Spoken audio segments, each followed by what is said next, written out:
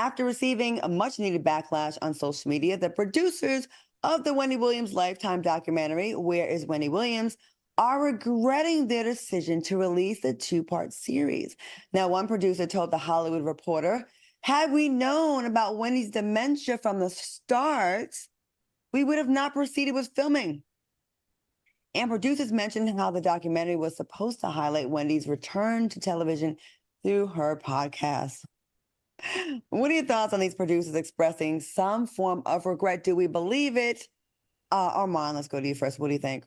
I think that they got a lot of backlash. However, I'm glad that the documentary came out. I just think that they were in the comments. The people were upset about, the way that Wendy was portrayed. But at the end of the day, this was the reality, and those producers, if you watch the documentary, they were cutting. When it got too crazy, they would stop filming. They wouldn't just keep going throughout the entire time. But this is the story. And I think inevitably, the family and Wendy will be happy that it got put out this way, because hopefully this will shed light on the terrible job that this guardianship and this conservatorship has done. So I believe that the production should stand their ground. They put out this body of work. Granted, it was supposed to be this comeback kid journey, but Wendy Williams is just not in that position right now. So we needed to see the authentic truth and the reality of where Wendy stood under this guardianship. And it's important that, the family and the public got to see this and that it's out. So, yeah, I don't think that there's a problem with it.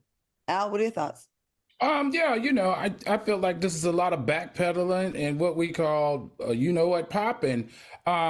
TV, you don't just film something and it goes directly to television. There's such a process. There's a legal process. There's a creative process.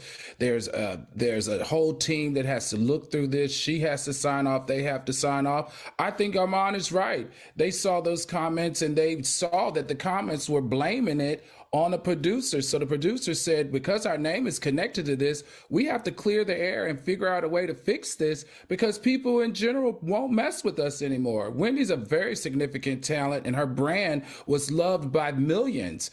And like I've always said, it felt exploitative to me. But I'm going to tell you what, Armand and Claudia, I will say this. I'm going to find the positive. The positive here is that this documentary gave us a lot of answers to questions that we've had for a long, long time. It's good to see that we now know exactly what is affecting Wendy, what took her off the show, what made her whole brand shut down, and they abandoned the show altogether because we loved it. So I like the aspect of getting the answers that we all were begging for, and it was unfiltered and very raw. Now, at this point, this is what I would like to say. I think that we need to let Wendy get some rest, take a step out of the media and get well. At this point, if nothing else we all can agree on is that this woman needs to get healthy again. So with that in mind, I think she should take some time off, get focused, get well, and then come back.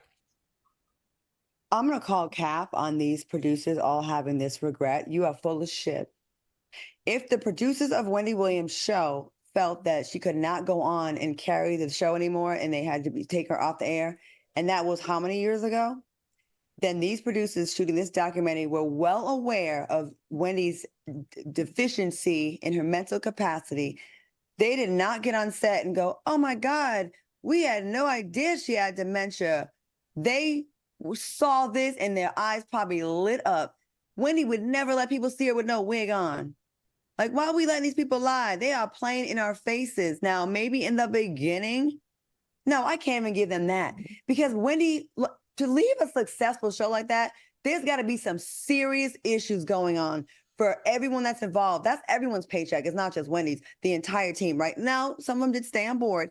But I'm saying, to sit there and say now you didn't know that she had dementia, you had several interviews with people before. You didn't just show up and shoot a documentary.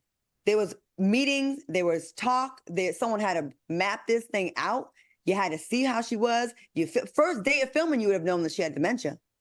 Like, come on. I think honestly that the guardianship and maybe the management team in the beginning, they were trying to exploit her. They were trying to get a money grab, honestly. Yeah. I think that it took a turn for the worse once the Guardian and the people that were controlling her saw that, hey, well, there is no podcast. There is no return. She's too far off. And then they tried to pull it, but then the family got involved and was like, no, we're going to keep this going because now this adds to our point and our story that we're trying to tell. And then then the production team had lost all communication with the Guardian. So, production is going to do what they want to do. So now they've edited the story toward the family and the fact that this is a terrible conservatorship and guardianship. So now it end up working in the family's favor so they can show the world like, hey, look at how Wendy is being treated. There's no food.